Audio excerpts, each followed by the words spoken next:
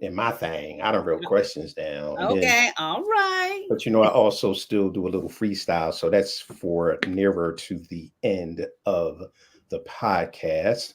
But here we are, ladies and gentlemen. Thank you so much for joining myself and my special and oh so amazing guest, Tiffany Yancey. My name is Floyd Marshall, and this is a conversation with Floyd Marshall Jr., and I am your humble host. And again, I am joined by actress, producer, director, filmmaker, phenomenal aficionado, and all those other things, screenwriter extraordinaire, Miss Tiffany Yancey, all the way from the DMV.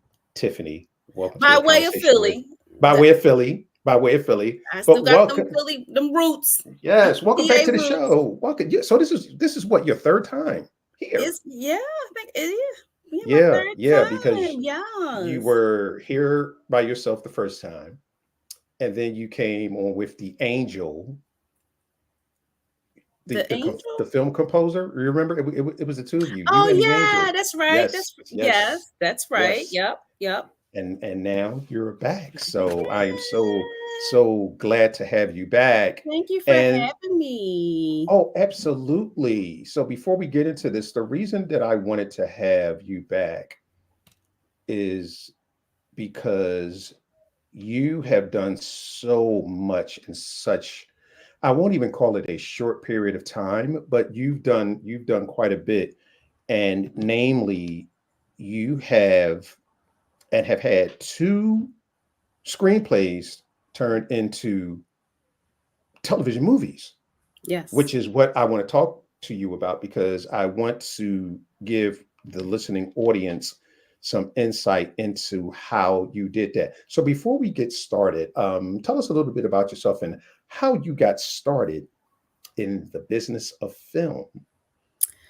Woo. Okay, I'm gonna give you the short and sweet version, but I have been in the I guess film business for over 20 years. I started in my early to mid 20s as an actress. Originally from the Philadelphia area, went to Temple University, got a degree in communications, didn't even major in anything that had to do with film. Relocated to DC in like 99. Was still kind of working a 9 to 5. But then I knew that there was something missing from my life. I like, this is just, is this it? This is just, you know what I mean? There has to be more. Started taking acting classes. I just needed an outlet to really express myself. So I started taking classes, going to auditions, doing theater. And I was like, oh, this is it. This is that thing that is giving me some life, some passion.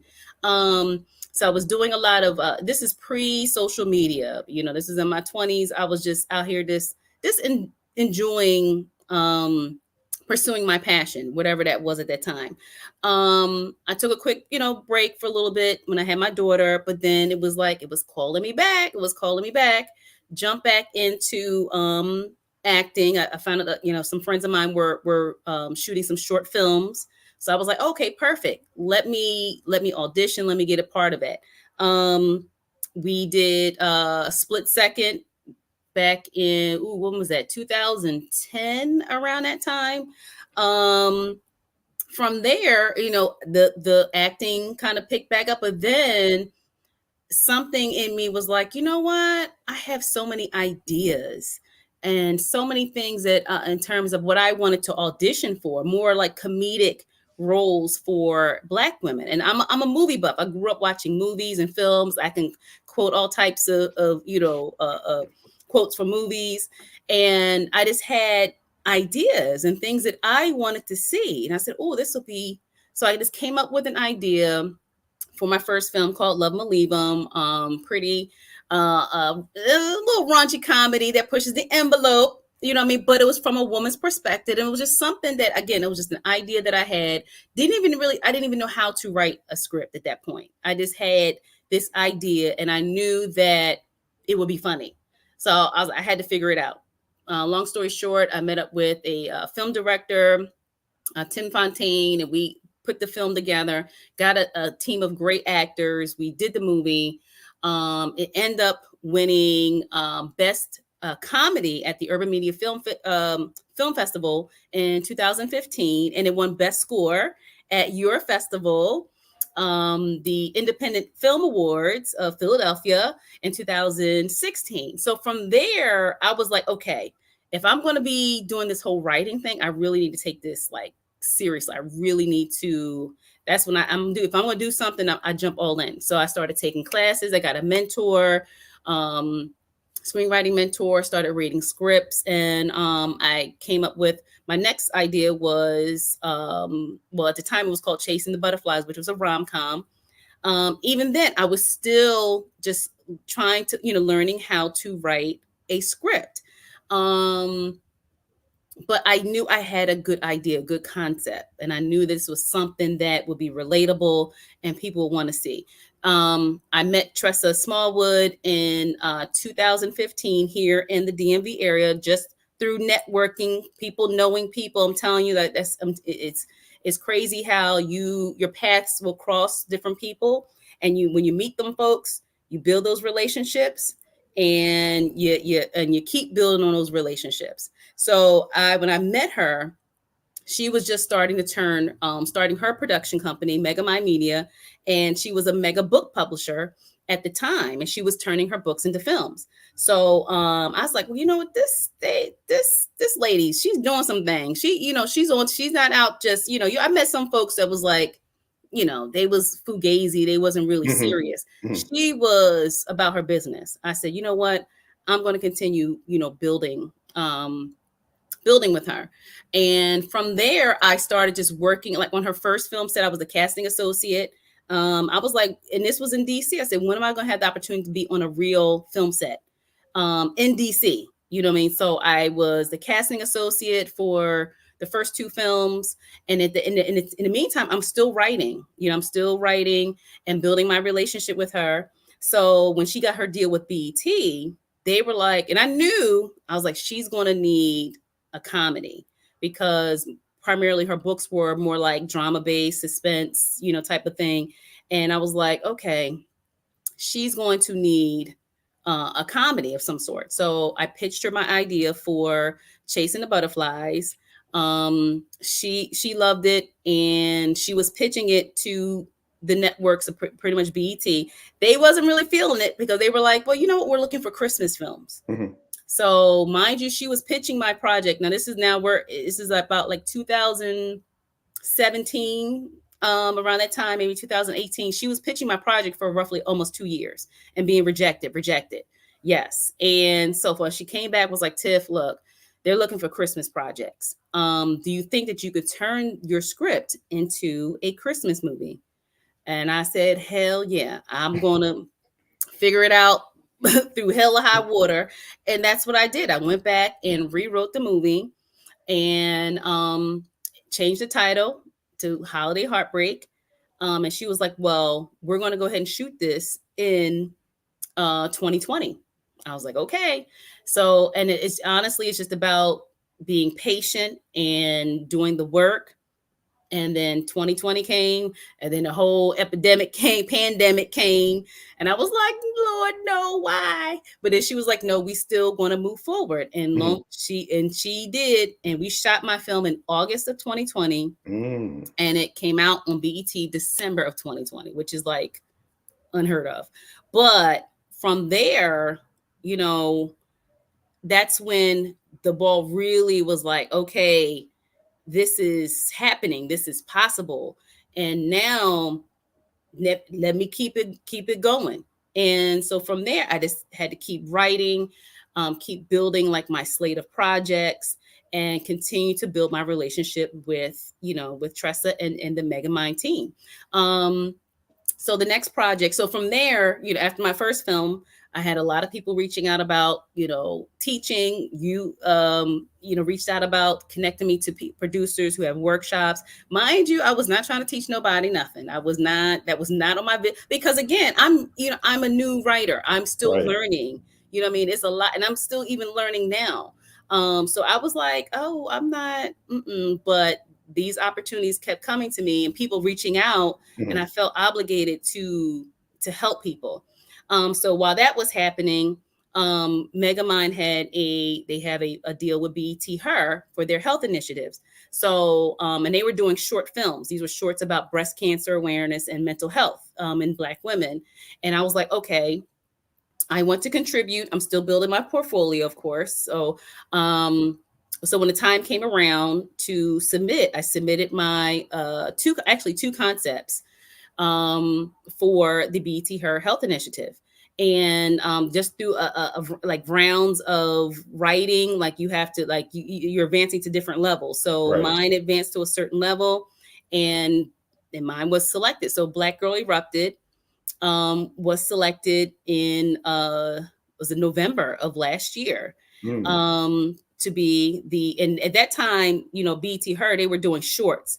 Mine was they decided they were going to do a feature. They just, so mine was the first feature for the BET Health Initiative, which was, an accomplishment in itself because they were Right. doing short films.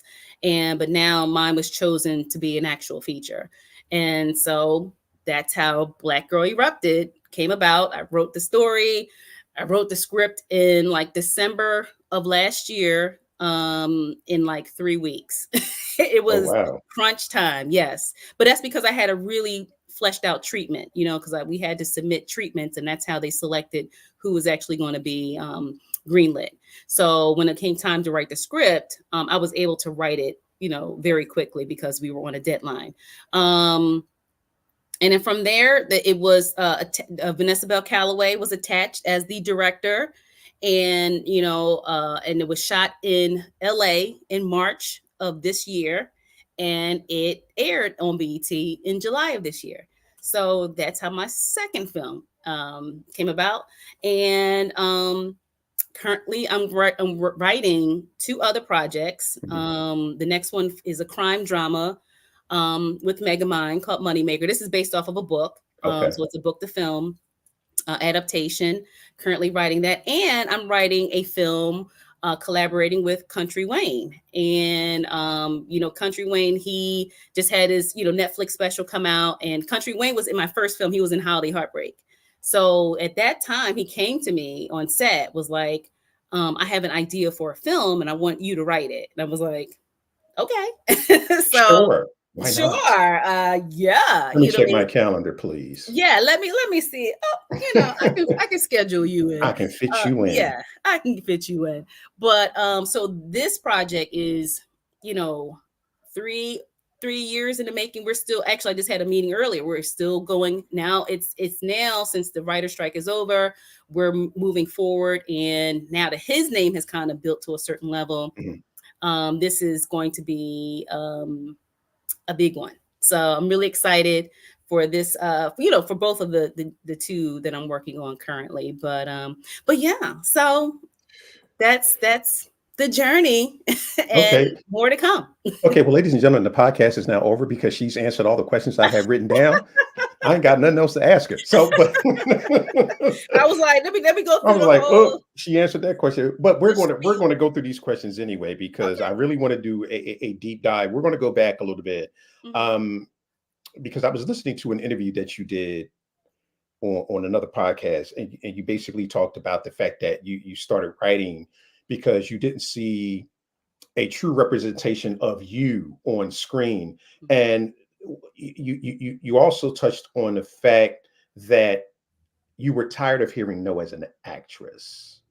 So what was that process like from going from, you know what, I'm a pretty good actress, but I'm tired of hearing no. So along with I'm tired of hearing no, I also have stories that I want to tell.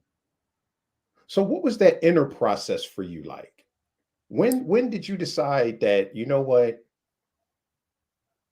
I have something to say and I'm going to say it Mm. regardless? When did that light bulb kind of come on for you? That came on. It came on roughly around the time we did was Split Second, Mhm. and Was also that with Todd Anthony? yeah, that was with Okay. Todd, Anthony, Neil, Tim. That was that film project. That was 2010, I think. Okay. Um, But also too at that time, it is I was taking an acting class and I was doing a monologue, and this is like really when it really hit me to do Love 'Em or Leave 'Em. I was actually in an acting class doing a monologue, and it was supposed to be a comedic monologue. And the teacher was like, "Well, I really want you to get into the nuts and bolts of this or what have you." And it was a bit the monologue was about a woman who does not want to marry this guy. Mhm. So he said and this is he took a lighter, right? He took a lighter, put it in my hand. He was like, pretend this is the size of his penis, and this is why you do not want to marry him. And it was just so funny. And so, what I mean? And of course, I nailed the monologue, but then I was like, that would be a really funny movie. And I said, and because, as women, we talk about certain things, we have our conversation. I said, this will just be such a funny film. I've never seen this before. And you know what? I'm going to figure out how to do it. And that was, and honestly, I think I was going to do like a short or something. Mhm. So I went to, Tim was like, hey, Tim, I got this idea for this movie. This is, and he was like, let's do it. He's like, it's hilarious. Let's do it. And it just kind of started from there, just from that idea and me deciding I'm going to do this. I'm going to figure it out one way or the other. Mind you, I didn't know what the hell I was doing. I didn't know how to write a script. I didn't know anything, but I was going to figure it out because I knew that this idea would not leave me alone until I got it out my system. And that's like, when you, as a creator, when you get these ideas in you, and they're constantly like, I have a couple ideas that are just they're there, they're festering. You're like, okay, when's our turn? I'm Mhm. like, just hold on. I mean, just give me a second. I'm building to that. But when you have these ideas that are in your DNA and your soul, and you can't sleep, you have to find out a way to get it out. You know what I mean? And that was really the driving force. And that's the driving force in me. Like now, is I have these. I cannot just sit idle by and Mhm. just especially when I see stuff on TV Right. and I see other, people being successful and other people making moves and, not, and I'm seeing stuff that I thought of or kind of, and I was like, Mhm. oh my God, that was my, what I mean? And they did it, but I didn't, Right. what I mean? So that moment was like, you know what? I don't know what's going to happen, but I have to do it and I have to try. I would not be I would it would just eat me up alive if I did Mhm. not at least try. You know what I mean? So that's just a part of me. And some people, you have some folks who out here who are just going to, I'm just going to give it a shot. I'm going to go for it. What I mean? Excuse my language. I might fuck up. I don't know what's going to happen. But at the end of the day, well, yeah, you was cursing earlier, so I can curse. So yeah, that's what I'm saying. It's like I have to do this shit. It's what I mean? It's in me. I have to go for it. When you have that feeling, you have to do it. You Yeah. just have to do it and don't worry about the results. Just, and it's not going to be perfect. You're going to fuck up. You're going to go through some trials and tribulations. It's a part of the process. But you become wiser, you learn, you grow, your discernment becomes so much better. Like my discernment now is like, oh, I got radar, boy. Don't even, I can just pick things out, Right. right off the jump. But I had to go through that in order for me to get where I am now. You know what I mean? It was preparation. You know what I mean? So you have to go through these trials and tribulations and these setbacks and these struggles because it is God's way of preparing you for the next level. You know what I Mhm. mean? So Yeah. you can't let it discourage you. So you have to go for it. You have to go for it. So hopefully that answered your question. I know it was like No, it did, and it answered it, beautifully, because you will screw this up. You will. There is no way around it, because it's a learning process. Because anyone that is embarking on something that they've never done before, they've never done it before. So there yeah, are a lot of things that you don't know. So yeah, you're gonna fuck it up. You yeah, see what I'm saying? yeah, But then what you do with that is, okay, I messed that part up, so I know what not to do. And that's the beauty of it. that most people don't understand. You're learning what not to do. Right. So moving forward, you know what to do. Okay, that Right. didn't work. So I can't do that anymore. I Right. tried to do my own sound. So next time I will hire Mm-hmm. a sound engineer or a sound designer to do my Yeah. sound. I Or won't do. vet people. Learn to vet people. Let's Learn talk to. about that. We now see we don't win. We are so off my Well, I know I want to stick to questionnaire your. We're gonna topic. stick to your questions, No, but no, no, no, no, no, no, no. Because let's talk about that. Because you know what? There is a reason that you have two films on BET. There is a reason. And I'm thinking that one of the reasons is because you've surrounded yourself with good people, you've vetted people, and as you said, your level of discernment has gotten so much better because you've gone through some things. So, talk about that briefly, being able to vet people and knowing when to say no if it doesn't feel right. I mean, you said it. If it does not feel right, well, the first thing is always do your research on people. Find out what they have done. IMDb is your friend. Let me say that again. IMDb.com is your friend. I tell everybody that I know, go and vet people, actor, producer, writer, whatever they say they do. I immediately go to IMDb. I look up everybody on IMDb, and because I want to know if you have credentials. I want to know if you know what the hell you're talking about. Because there's so many people who say, "Oh, I've done this, I've done that, blah blah." Okay, let me go. I don't see no credits under your name. I'm not listening to you. You Mhm. know what I mean? Period. That's it. You know what I mean? Or I did a film. I have a production company. Okay, can I see some of your work? Where is it? Where is it distributed? You have to learn to ask the hard, and these are just basic questions. These not even like hard questions. These are just if you go apply for a job at a random company, aren't you going to do research on the company? Aren't you going to find out if they are legit or not? If they, you're jumping in, you're investing your time, even if you're not getting paid, you're investing your time and your energy into people that you don't even know if they know what they're doing. So it is so essential and so crucial that you vet the people who you decide to be strategic about who you are working with. Just don't be so thirsty and desperate just to work with anybody, because there's so many people that will waste your time and use you. And trust me, I've learned the hard way. But now, no, so I tell folks, do your research and be strategic about where you want to go and who you want to work with. So when I met Trez, I was like, even though she hadn't did like her first film, Mhm. I knew the people that she was working with, and I knew that the people that was being attached to it, like her, Jamal Hill directed her first film, Secrets. Jamal Hill he was a director. Was doing. I was like, oh, okay, I know Jamal. I know Jamal is on point. I know he's about his shit. So I'm like, okay. So once I knew that she was attached to him, I was like, okay, she's the real deal. And I was like, I got to keep building, with her. And that's what you do. You surround yourself with folks who are making moves. And then not just, I didn't come on board like to I came on board and worked my way up through sweat equity and built my relationship through being a casting associate. Even though my mind, nobody knew that I had already did my first film, you know what I mean? But I knew that I was still learning, and I knew that people didn't know me, and I had to, prove myself, pay my dues to a certain extent.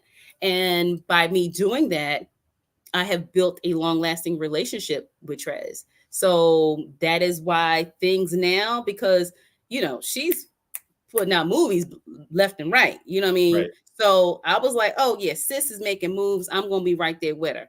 So I need to keep, putting out movies back to back to back. That is my goal. And then people that I know who are out here putting out movies, you know what I mean, is that, like, honestly, that's kind of like the norm. But the folks that I surround myself, they're doing movies like this.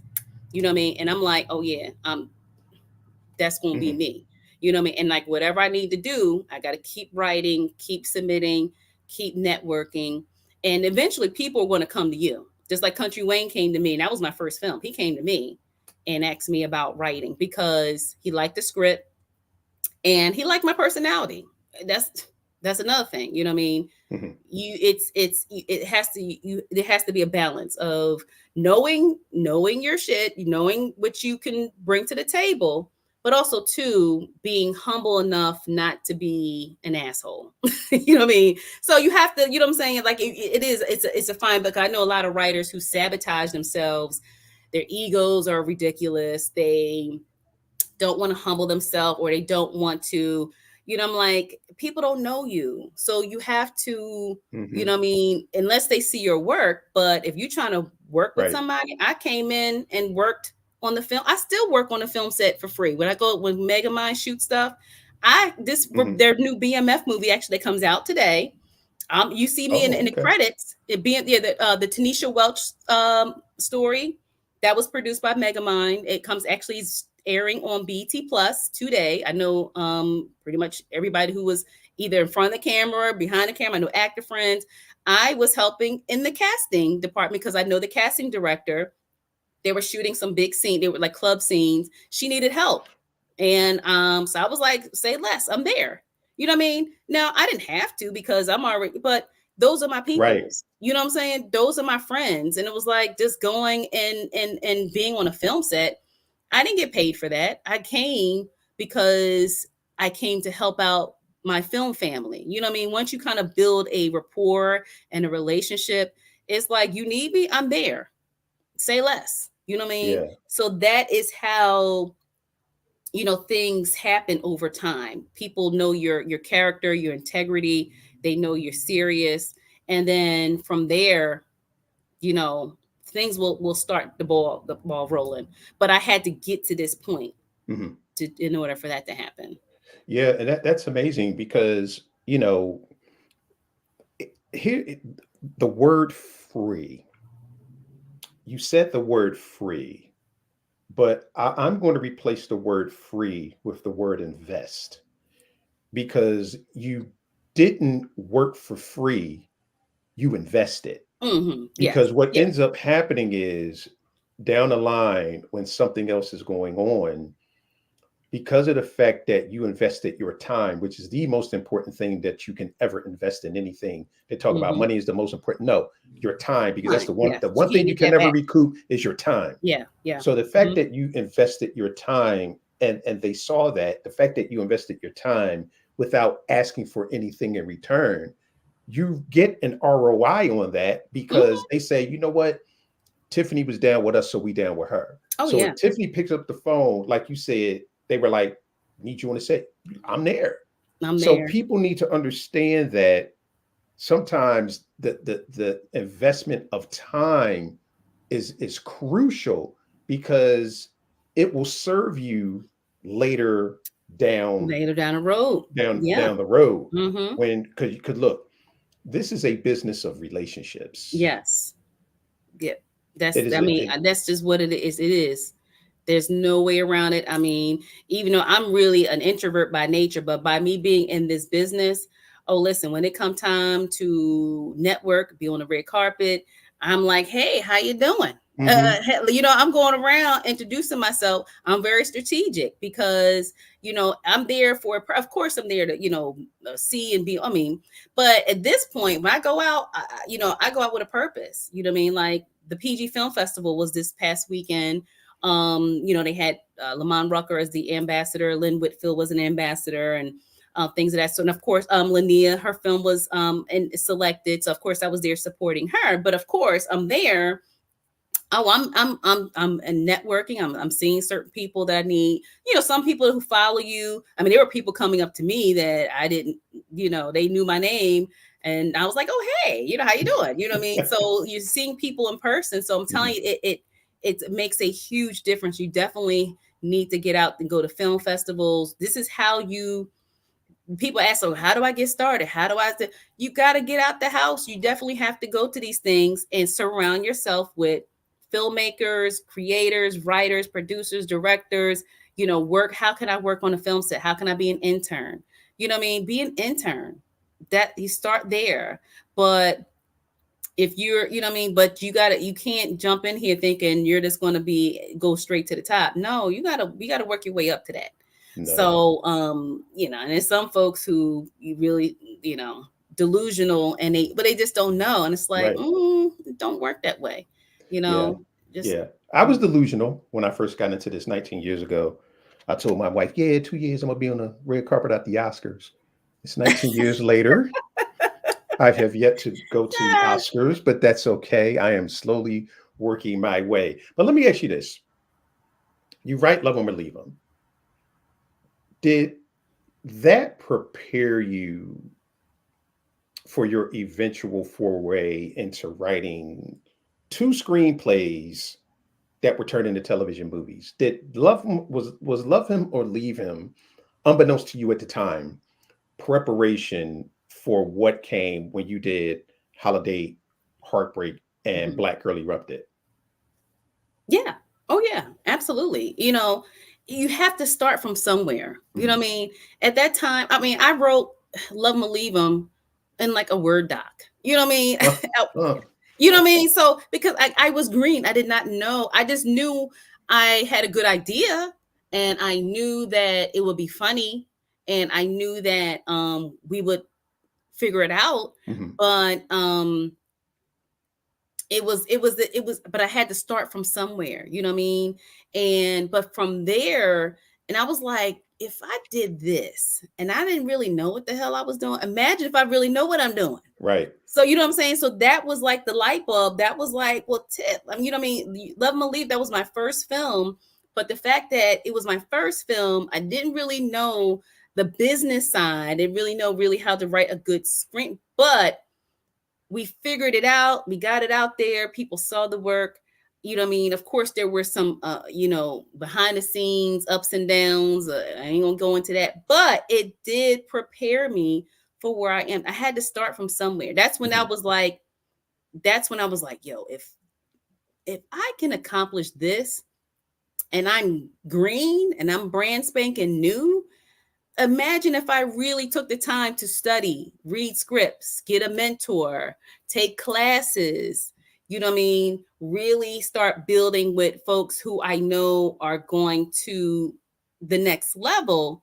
I was like, oh, God was just like, this is just a little taste. It's just a little teeny tease of what can happen for you.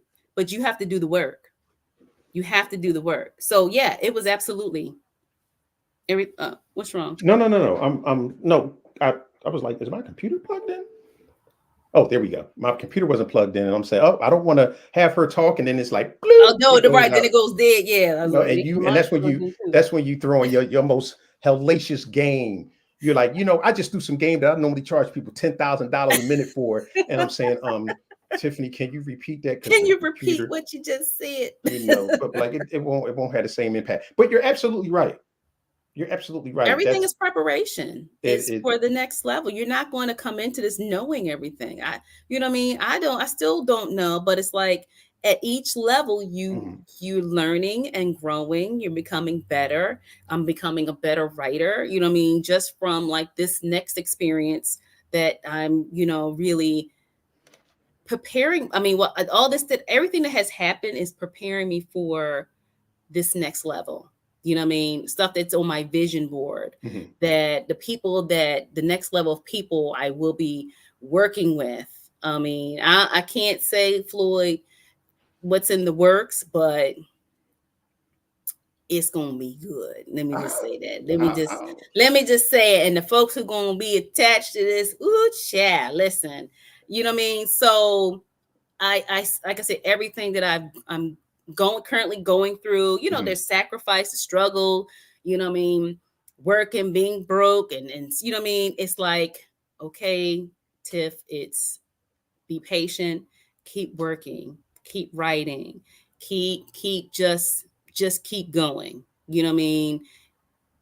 It's the next level is on its way. You know what I mean? So but again, like to answer your question, yeah, that from there to where I am now, and then the next level, yeah, it definitely prepared me. Hmm. So Holiday Heartbreak, Michael Collier, Lisa Ray. Were you in any way involved in the production, or were you just, she wrote it and now it's off to production and you're not involved in it in any way? Did you have any say in who was in, cast in that film or Casting? anything like that? No, no, I didn't have any say in any casting.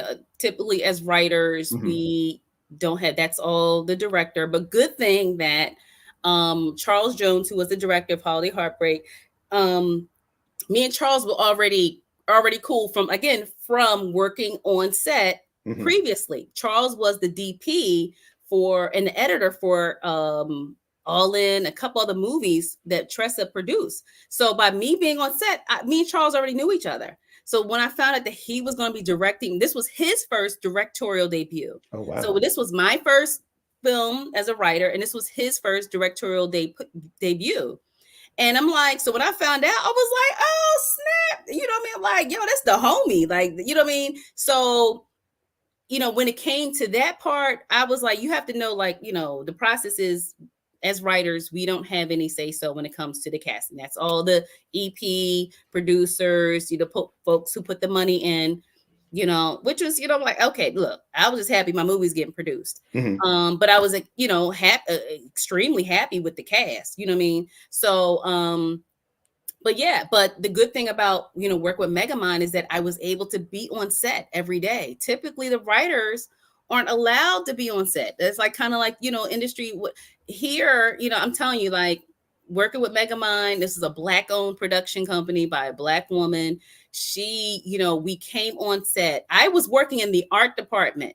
Let me just say that I'm the right, and people's laughing at me. A couple of my friends of mine, I was in there. We was doing scenes. I'm over here lifting, helping, moving stuff around, and they like, Tiff, you the writer, you over here. I said, okay, but stuff needs to get done. Right. You know what I'm saying? So this is my movie. I want to make sure stuff goes smoothly. So I'm not gonna sit back and be like, I'm just sitting here looking. No, Hmm. I was in there sweating, lifting cans of soup. You know what I mean? Helping decorating. We was doing Christmas. I was running back and forth to Target, helping the art. I mean, I was behind the scenes as well. So I got a credit in the art department because at the end of the day, this was my film, and I wanted to make sure everything went smoothly. So if I could help out in any way, I was going to do it. So that was because I was already in that mentality of, but now now the second movie, I went to LA. I was just sitting there being cute. I was like, Hmm. hey, but Holiday Heartbreak, yeah, I was in there. Everybody was getting their hands dirty, Okay. but it was fun though. You know what I'm saying? It was a fun. I didn't mind because, like, this is my movie getting made. So Black Girl Interrupted, you were like, green M&Ms only, please. Well, And my I and my water mean, is 68.9.5 degrees. I If wasn't you quite like that, but okay. they was getting some, some coffee and stuff. They Okay. was like, just sit there. We got your chair. Just sit, and because it was in LA, and by the Right. time I came out there, it was like the second week.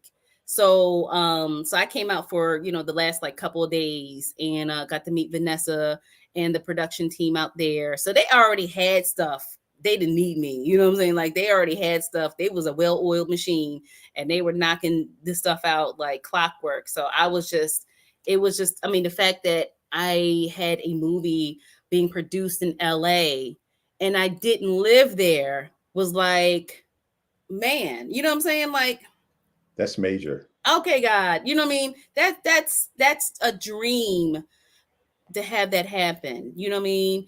And I, like I said, but so all the stuff that I was going through, the setbacks, it's like, I know it's worth it. You know what I mean? And it's again, that's why I don't, when stuff happens, I'm like, okay, this is just preparing me for the next level, because I know a major blessing is on the way. You know what I mean? So when that happened, it was like, ooh, child, God, okay.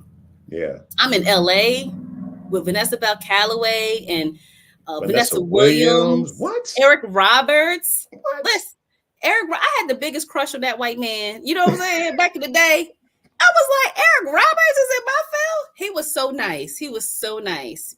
So yeah, that was just like amazing, amazing. It was just a dream. It was Well, just a let's dream. let's talk about that. Let's talk about that because mental health it's critical, in our community, and especially among Black women, because Black Girl Erupted touched on, and I wrote some of these down. It touches on some hot button topics: Mm-hmm. therapy for Black folk, the stereotype of the angry Black woman, the Mm-hmm. very qualified Black woman being overlooked for promotion.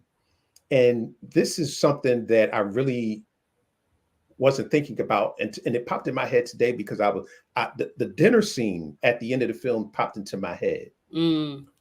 The covert and sometimes overt favoritism for the lighter sibling, Mm. because the siblings, the other sibling, I ain't trying to get his movie away, but there were two sisters. They didn't look alike. Mm-hmm. Mm-hmm. And it was interesting that popped into my head. I don't even know if you wrote it that way. I did not write it that way. But I caught that when it just popped into my head today. I was like, Yeah, oh yeah. shit. Oh yeah. That was Vanessa Bell Calloway. I was like, Vanessa Bell Calloway. And her, Mm. she did the casting, for the film. So I did intentionally write Raina to be chocolate, because I want, Mhm. my goal is to write roles for chocolate brown skinned women, because again, I feel like there's, we need more these roles for us, leading roles. So I definitely wrote Raina to be a chocolate, natural hair type of, young lady. The sister, I didn't put that into the description if she was going to be light skinned or whatever. That was again, but that was, Vanessa's, choosing. But Mhm. Vanessa, she's had her, share of issues with colorism in Hollywood. And so I knew that was why she did that. You know what I'm saying? So yeah, absolutely. When I was on set and I saw the young lady who was playing a sister, I was like, oh, I get it. You know what I mean? Mhm. And it was kind of like, it was never like really said, but like I said, you can see, what I mean? If in the Black community, we know how that goes. You know what I mean? So yeah, so that was another level that is why she did that, because that was another level of why, sometimes the families will choose, one sibling over the other. You know what I mean? So again, there were so many different layers, in the film. And that was just something that wasn't even really said, but it was there. It was there. Yeah, and sometimes the thing that's said the loudest is the thing that's left unsaid. Mm-hmm. You know, Mm-hmm. like Right. if you ask your spouse a question, "Do you love me?" and they just sit there and stare at you, I think they answered that That's your damn answer. question. You got your answer, because if they Yep. ain't answering, because if my wife say you love me, I'm like, girl, you know I love you. But if you're like, baby, do you love me? And they're like, Crickets. What? okay, Oh, I really? will take that as a no. No. So you do Black Girl Erupted, phenomenal film. I Thank just you. loved the characters. It was a funny movie, and it was so crazy. It took me 3 times to watch that full movie, because working and then doing everything else I do, I would either catch it at the beginning to the middle, then I'd have to stop, or Hmm. the middle to the end, or the end, and I'm sitting here saying, and my wife was like, "You missed it again." She's like, "You missed it again." I'm like, "Yo, And then there's I'm like if you was watching on BET.com, the commercials where right, there's yo." commercials in there. Because Listen, yeah. I'm a DVR type of dude, Yeah, and I know. I'm just like, "Yo, this is a 1 hour movie, and we're 4 hours in, and I'm Yeah, still sitting here. I I got to go to know. work." I But know. the fact that, and we've known each other for quite some time, Hmm. and every time I see those movies come on TV, I get so hyped, Hmm. because oftentimes people say that can never happen for me. And I'm sitting here saying to myself, damn it, I know people Hmm. that got television credits. Yeah. So if someone new to this were to come to you and they voice that type of thing, I don't think it'll ever happen for me, because I just don't see it happening for myself. What would you say to someone with that particular if mindset? if you came and said that out your mouth, Yeah. then it won't happen. If you're already speaking negativity into your life, then yeah, words have power. Mhm. So if you're already saying that you don't believe in yourself right off the bat, so if you're coming and saying that, because it would make a difference what I tell you. You know what I'm saying? If you come and say, well, it's just not going to happen for me, it's just not, then okay, then it won't. Because that means that you're not going to put in the work. You're not going to try. You're not going to try to, hone a skill or a craft or whatever. It basically is just fear. It's your fear talking because you're scared to even take a step out on faith. I'm like, what's the harm of you? Okay, what do you mean it can't happen for you? Why can't it? If it can happen for me and it can happen for other folks, why is it because you don't want it to happen? Let's get down to the meat potatoes. Look, I'll put let's go sit in the therapy chair. Why won't it happen for you? And don't give me no these excuses, because I'm not going to hear. Like, don't start with this, oh, I can't because of blah. No, no, no, no, no, no, no. You're scared. You just say you're scared. Just say you're scared to try, period. Because in this day and time, with so much information at our fingertips, and people who are out here, I mean, like myself, who will be like, I'm teaching classes, I'm going to be teaching classes. If you're trying to, what I mean, that's the reason why I decided, okay, let me share my experiences, let me start teaching people, because of people like that. Now again, I can only do but so much. Like I said, you can like you say, lead a horse to water, but you can't make them drink. You got to be willing and wanting to learn. It's not going to just happen for you. You have to be, and then some people are just lazy, so they just want stuff just handed to them. That's not going to happen either. So I would just be, just really like, what's the bottom line? Are you just scared? So because any other excuse Oh no. doesn't matter to me. Ladies and gentlemen, It's, we are having slight tech. oh, She went away. what happened? I'm here. Oh, there she is. You I'm came back. here. Yeah. Okay, there. Okay. Yeah, Okay. you went away for a second. Did I? Okay, because you We're were live, ladies and frozen. gentlemen. You're live. We're live. Live, look, We're live on live. It air. happens. So Yes. you were saying about fear. Yeah, it's just fear. It's your fear talking. Period. That's all it comes down to. Just say that you're afraid to try, and that's fine. We all have fears and doubts and everything else. But what are you going to do about it? Are you going to be one of those people that's going to be so afraid, but now you're going to turn into a hater because other folks is out here doing it? Because that's really where a lot of haters are. Haters are people who are afraid to pursue their own dreams, so then they go and project it onto other people. So I'm gonna be looking at you side eye like, well, what's the real reason? Because there's no excuse. What I mean? You see Black folks out here creating and writing and producing left and right. They're streaming we're at a different time. There's streaming platforms. There's Tubi, there's Netflix, there's Hulu, there's Amazon. What I mean? So they're looking for content. Let me say, these platforms are looking for Black content. So what's the issue? So I'm type of person, like, don't come to me with no BS. They may not want to hear my answer, because I'm not for it, and don't, because I can see right through the whatever, and like, don't insult my intelligence. Don't do that, And because I already know what it is. and sometimes, and I've heard this from a lot of very successful people that I listen to, the fear of success freezes them in place. They're afraid to succeed because Yes, that's real. if I succeed, then what? Now there is an expectation that I have to uphold, that people are looking at Tiffany or Floyd or whomever saying, well, they did that. What's next? Yeah.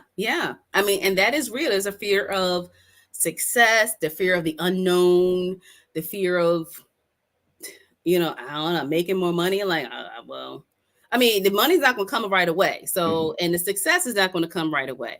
So let me just, so the folks who have that fear, like, don't, Dispel yourself of that yeah, notion. yeah. Don't flatter yourself, because it ain't going to come tomorrow. You know what I'm saying? So the success part is, what I mean? It takes work. So yeah, it's not going to just happen and now all of a sudden you're like, a big megastar. No. So, but yeah, there are people really are afraid of success, and they're afraid to, I don't, whatever it is. And I've met quite a few who might get to a certain point and then they stop. just stop. They don't continue. Like, why are you stopping? Like, you know what I mean? You're on a good run. Like, what's Hmm. going on? But again, that is, people have to really do some inventory on themselves. What's stopping their fear? It could be the people that you're surrounded by, you know what I'm saying, that you are, afraid of. If you got negative people constantly in your ear, family, friends, whoever, that are telling you can't, you can't, you can't, you can't. And then, so they're like, you can't be successful because they're not successful. So they don't want Hmm. you to be successful. You know what I mean? They don't want you to, you know what I mean, outgrow them. So they're going to continuously be in your ear so you don't outgrow them. They want to keep you down on their level. I'm telling you, there's so many different variables, but yeah, it's so there's so many different reasons why people are afraid of being successful, because it could just be people telling them, and they're just telling themselves that, you know what I Yeah. mean? So Yeah. it's, again, these are things that people have to do inventory and really, figure out, okay, is this, least is try, you know what I'm saying? What's the harm in trying? Yeah. You know Yeah. what I mean? So, but Yeah. And it's yeah. interesting. I was listening to a little clip on Instagram a few days ago. Jay-Z was talking. Hmm. Jay-Z's very smart. Oh yeah. And he quoted this line from Rakim's rap. He said, constant elevation causes expansion.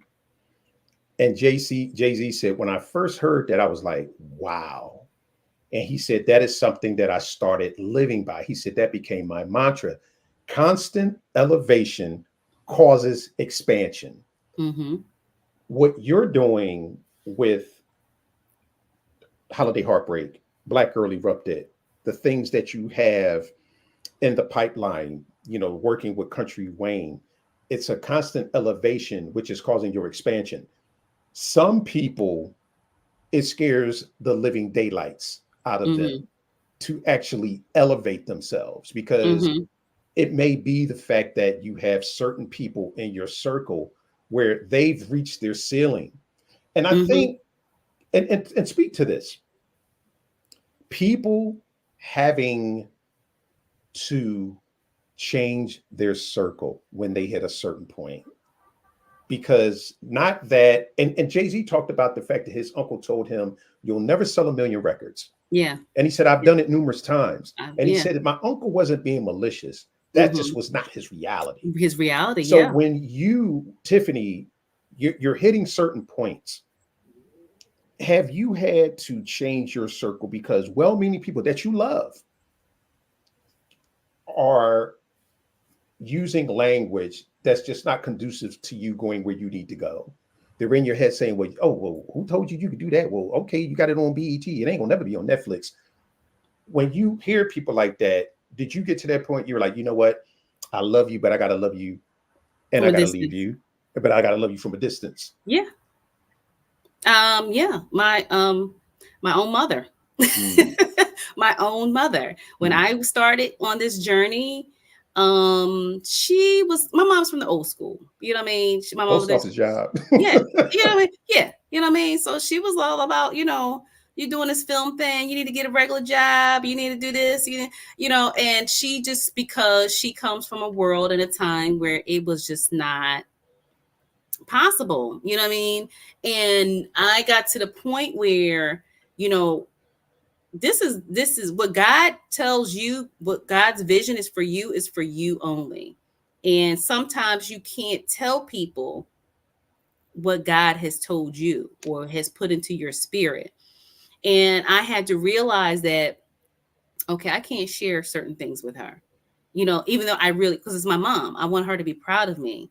Um, I was like, okay, you know what? Because the negativity, you could, when you tell people stuff and they don't, you could tell that they're not happy for you, to kind of like, they don't say nothing. You're like, you know what I mean? So I was like, you know what? For a long time, I just stopped sharing, and not just her, but other folks. When Holiday Heartbreak came out, I lost a couple of friends, Mm, and people who just were not happy for me, people who I thought would be happy for me because I was helping them and was happy for them. So then when it came my turn, I'm like, well, damn, like, you can't be, you know what I mean? But because I basically, I guess it was like, some people, I had a friend that was like in competition with me. And I'm just like, it's not a competition.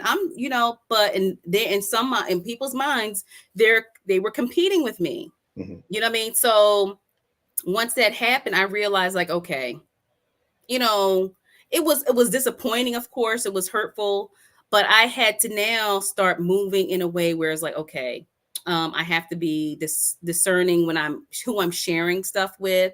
I had to make sure I'm certain. This is when I started to start kind of like cutting people off. Mm-hmm. And then, when you start cutting people off, you're opening doors for new people, the right people, like-minded people to come in. You know what I mean? And it's unfortunate, and but it's a part of the process. Like you said, once you start elevating, everybody can't go with you. Everybody shouldn't go with you. And everybody don't want to go, you know what I mean? So, but you have to be secure within yourself and get to the point, look, not at this stage, you know what I mean? My discernment, like, I'm happy to cut people off because like, bye, because, I don't need you in my circle. I don't want any negativity around me. I do, I have cultivated my universe, my, you know what I mean? You have to cultivate your circle so concisely, and you know what I mean, where if don't call me talking about no drama, no gossip, if we ain't talking about making moves and making money and next level, we ain't got nothing to talk about. I mean, we can of course talk about, of course, family stuff, and but if you're consistently on like just negative or whatever, and it's not sitting right in my spirit, you got to go. Mm-hmm. You got to go. We cool from a distance, you know what I mean? And that's just a part of the process. And it's just what it is. But because the thing is, if they were really your friends and family members, they would really be happy for you. So it's like, why would you want them around you? Mm-hmm. You know what I mean? Why do you want people around you who are not really genuinely happy for you? You know what I mean? Because I like to pour into people, and I want to be around people who pour into me as well. So if I'm pouring into you, giving you good vibes and upliftment and inspiration, and then you're not giving it to me in return, well, this is not an equal reciprocation here. You know what I mean? We're not equally yoked spiritually or whatever. So yeah, you got to go. Yeah. So but that takes time and growth and maturity, and you know what I mean? So I'm at a place where I'm really secure with my circle and the people that I meet. I know I can read people's energy, I vet people and stuff like that. So yeah. I don't know what the original question was, but I'm kind of just I'm going to tell. I don't know, but I'm just talking. That's okay, but no, that you answered it. It's about who's in your circle and who shouldn't be in your circle. And I operate off the Robert De Niro, Leave Him in 30 Seconds, because this business is so hard. And the last thing that you need is someone dragging you down and being an emotional vampire. Because even with people that are always rooting for you in your circle, this business is brutal. So to have someone always, well, dang, Tiffany, I mean, well, why are you doing this? And damn, Floyd, who told you to write that? And why are you doing this? It's very rare that I share things with people. They'll be like, what you got? What's going on? What's the next thing? Oh, I'm doing things. I'm making moves. It is what it is. See. Right there. You'll see. When it hits, when you see me on the gram. Yeah, you'll see. Yeah, you'll see what happens. Standing on the red carpet, that's when you know. Because you said something earlier, and we're about to wrap this up, but you said something about when God gives you a vision and not sharing with everyone. Stevie Harvey talked about the fact that, like you said, you cannot share your vision with other people because God didn't give it to them. And sometimes the most well-meaning people will say something because the vision that was given to you does not fit into their wheelhouse. So it's like me walking up to someone and them speaking an entirely foreign language. I have absolutely no idea what you're talking about. But someone who has a similar vision or is on a similar path could walk up to them and they start talking, they get it. They get it. They get it. Yeah. Yeah. You know what I mean? So, and the thing is, it's like you can share, you just have to be very selective about who Yes. you share with and have discernment, because it's, you want to have people that you share, you have to share stuff with because again, because it is a tough business. So you Mhm. definitely need, like, okay, I got to vent. I got to talk to people. I got to talk to somebody about what I'm going through, what's going on. So I have other creative friends. Like I have like a writer friend, like we're both, you know what I mean, her movie's about to come out, her third movie's about to come out, and we're talking about the business, being Black women, about the ups and downs, stuff she going through behind the scenes, stuff I'm going through, like, so we're kind of like, we find solace in each other. I'm like, oh girl, listen, I need, and same thing, like so we're there, to support each other, because it is hard. It is hard. And we were just joking about this the other day. We was like, we feel like Sophia from The Color Purple. All my life I had to fight. You know what I mean? But that's how it is sometimes. You feel like you're constantly fighting, you know what I mean, because we're at the stage where we are building our names Mhm. and our credentials. So we're constantly feel like we got to prove our worth, prove, you know what I mean? Now we're trying to like fight for a certain amount of money and certain, maybe because of our skill sets, and we're Mhm. building our portfolio. But until you get to a certain level where people like, okay, you're at a level now. But even then, you probably still got to fight, you know what I mean? To look at Viola Davis, who's always talking about how she's still fighting for, her worth, and you know what I mean? So it is but you have to find those people where you can find refuge and solace with, because you will you know what I mean, explode. You know what I mean? Yeah. You got to cultivate your circle of people. So it does take time to figure out who those people. I have certain people I can call up and I can talk. I'm like, I call Lania, girl, you know what I mean? She called me up, Tiff. I'm like, what's up? You know what I mean? We can do that with each other Right. because we've been in this journey together. So certain people, you definitely have to surround your folks with folks you can, release and talk to and vent. And I need some feedback, I need some input, and I can kind of, we pour into each other. So that is very important. But you have to be selective about that, because some people, when we start talking, they feel like you bragging, you know what I mean? So you have to kind of like, okay, I can't talk to this person about certain things. So yeah, so I'm telling you, and that's why like I said, I love my film community, my film writer. You have to build your circle of everybody who's on that same path, and you have to root for each other.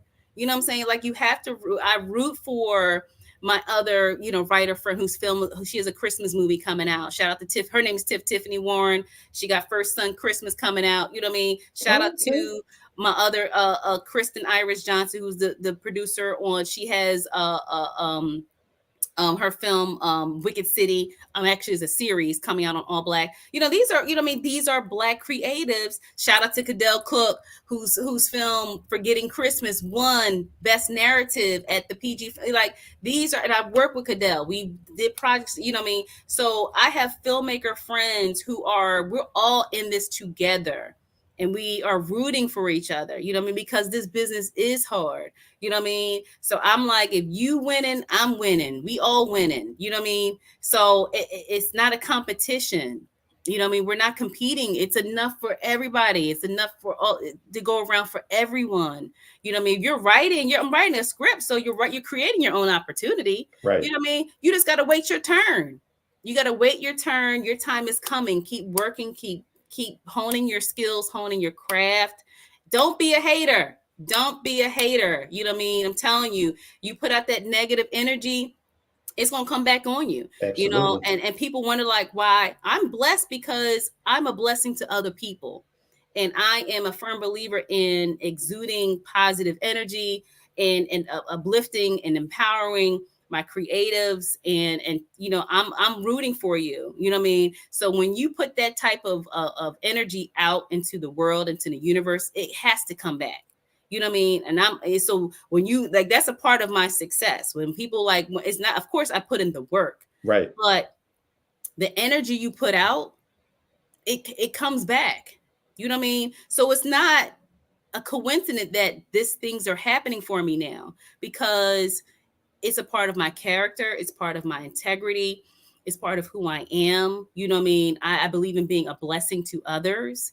And when you're a blessing to others, blessings will want to come back to you. You know what I mean? And a shout out to Country Wayne. Like that man is, you know, his success level is skyrocket because he is a blessing. You know what I mean? He speaks positivity. He's always talking about, you know, God. And, you know, when you have that type of, and that's, I'm telling you, your energy will attract those Mm-hmm. type of people. You know what I mean? When you start, that's how me and him got connected. You know what I mean? It wasn't a coincidence that he was in my first film. And now we're working together. And you know what I mean? Or it's not a coincidence I'm working with other people. So when I meet folks, it's not by accident. It's No, because it's pure alignment. You know what I mean? your energy radio is tuned to the Your same frequency. frequency, right? Your frequency, when you put out those vibes, and I'm telling you, if you put out negative stuff, then you wondering why all these negative things are happening to you. You're track because you're negative. Mm-hmm. You know what I mean? You know what I mean? Honestly, that's just how it works. So that's why I tell people, be positive, be uplifting, root for other people, be a blessing to others, and your blessings will come. You have to do the work, but your blessings will come eventually. Be patient. You know, that's so important. So it's you know, it's just so many different things that go into this, but you know, again, it's about being a genuine good person. Right. I'm a firm believer in that. And when you had that mentality, you know, my friend Cadell, he always say I'm unstoppable. He always like unstoppable, unstoppable Yancey. That's a good word. That's a, Yeah, I'm at to put that in my repertoire. Unstoppable. unstoppable. Like how Yeah, you you know, feeling? Unstoppable. I'm gonna have I'm to feeling use. unstoppable. I'm gonna have to Yeah, put that in my yeah, repertoire. So yeah. what's next? What's next? What's next? Whew, what is next? Well, you know, I told you about, you know, Moneymaker that's coming next is a book, the film project. That's her. That's next on the agenda. I am working now. You know, I am still eventually will be at some point getting him back in front of the camera. I'm still like, let me just continue building up. My writing career has you know is taking off. So eventually, I will write and produce I have, you know, idea for my TV series, The Introvert Life. And also I have a couple ideas. I don't know if they're gonna be a filmer yet, but you know, my target audience is for projects for Black women in their 40s. So I have a project I'm developing called Aunties, a comedy series about, you know, women in their, you know, mid 40s. So these are things that I'm developing, and they will come to fruition in due time. But right now, I just, you know, these main two projects, they're in the works. Like I said, I have another Christmas movie that I'm developing. But yeah, I mean, and I'm still teaching. And I'm going to be teaching my 8-week class starting November 4th. I finally, you know, now I know we've been talking about it, and I picked a date because like, I got to get these other projects out the way. And you know, I'm juggling so much. I was like, okay, I gotta. But you have people who are like, when you doing your class, when you teaching, and I was like, okay, give me a minute. Let me get my other stuff together. But yeah, so I'm going to be teaching my 8-week screenwriting class starting November 4th. Information will be coming soon. So yeah, I'm just teaching and writing, man. Teaching and writing. Well, that's beautiful. That's beautiful. Well, this has been, as always, it's always so good to see you and talk with you and to have you on the show. You are the only person, no, besides you, you know what? Besides the angel, you are the only one who has ever been on my show 3 times. And ladies and gentlemen, another milestone. See, this is why Tiffany is so special. This is episode 100.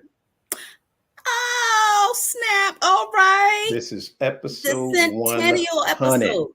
100. Yeah, 100. Oh, So wow. it's Well, congrats to episode you, Floyd. 100. Yeah. So Congratulations. That's a huge milestone. And I am honored to be on the 100th episode. This is Yep, awesome. yep. This is the 100th episode, Oh, oh, snap. Okay. Yeah, and yeah. it's beautiful the way it worked out. You know, a Philly, you know, native is Yeah. the 100th episode. You know, Yeah. we keeping it in the family. Hey, You yeah, know, absolutely. but this has been absolutely amazing, and you definitely have to come back because I know you have so much going on, as you said. Where can people find you? They can find me on Instagram at I am underscore Tiffany underscore Yancey, Yancey. They can actually now go onto my website, new website, tiffanyyancey.com. You can actually go and watch my 2 films. You can watch Holiday Heartbreak on my website, and also Black or Erupted. You can actually go online and register for my class. I have an ebook. If you're interested, if you can't take the class, you can purchase the ebook where I kind of walk you through how to write your script. Yeah, and so basically those are the 2 ways right now, because that's all the bandwidth I have. That's it. I ain't doing no TikTok. I ain't on Twitter. I don't even know if it's Twitter anymore. No, But it's yeah, X. yeah, X or whatever it is. So yeah, just hit me up on Instagram, or just go to my website. Or you can shoot me an email, only if it's serious business inquiry, at info@tiffanyyancey.com. So yeah. Don't be emailing her asking her, can I take you out Don't for a drink? Don't do that. look, depends on who it is. Send a picture. Send a picture. Yeah, let me see. I bet you got somebody. Okay, because and no catfishing picture. okay, Have yeah, you no all in cat. there looking like Lamar Rucker? Listen, I'm going to Google you. I'm You going to know, do my research. they have you have a picture looking like Lamar Rucker, and you like, okay. And then when you Oh, show up at the door, you're like, how you doing? I know, Like, yeah. Nah, bro. Look, you will be a character in my next script. you know what I'm saying? And look, and guess what? As writers, that's what we do. That's what. Look, don't be surprised. You end up in the script. Listen, Just saying. look, Tiffany, there have been people in my scripts. I'm like, oh, so it's like that. You're a character now. You're a character. And that ain't a Boom. flattering character either. No, So not it at is all. what it is. But ladies and gentlemen, thank you so much for having joined us tonight. And those of you who will be listening in the very near future. And if you like the episode, please subscribe to the YouTube channel, and also subscribe to the podcast on Apple. And again, listen to this a couple of times, because Tiffany has shared so much amazing information that you can't listen to it once. You have to listen to it a couple of times to get all of the gems that were dropped. And again, thank you so much for taking time out of your busy Thursday to spend with myself and the amazing and incomparable Tiffany Yancey. Please follow her. And if you're definitely getting into screenwriting, visit her website. What's that website again? Tiffany Yancey, TiffanyYancey.com. Visit that website and make the investment in your career. As I tell people all the time, you are your business. Invest in that. And as I like to say in closing all the time, love this like a hobby, but above all else, treat this like a business. Everyone have an absolutely amazing, amazing night. Thank you, Floyd. Thank you.